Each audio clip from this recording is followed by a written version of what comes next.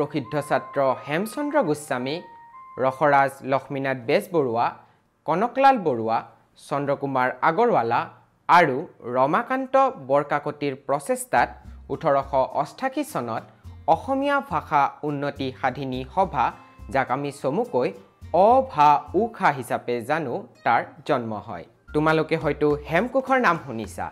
এই সভাৰ প্ৰচেষ্টাতে চৰকাৰে হেমচন্দ্ৰ বৰুৱাৰ অত্যুৎকৃষ্ট কৃতি হেমকোষ প্ৰকাশৰ কামো হাতত লৈছিল। তোমালোকে অসমীয়া সাহিত্যত থকা ৰোমান্টিক যুগৰ বিষয়ে জানা, আৰু এই ৰোমান্টিক যুগ এই সভাৰ প্ৰকাশিত জোনাকী আলোচনীয়ে অসমীয়া সাহিত্য জগতত সৃষ্টি কৰিছিল।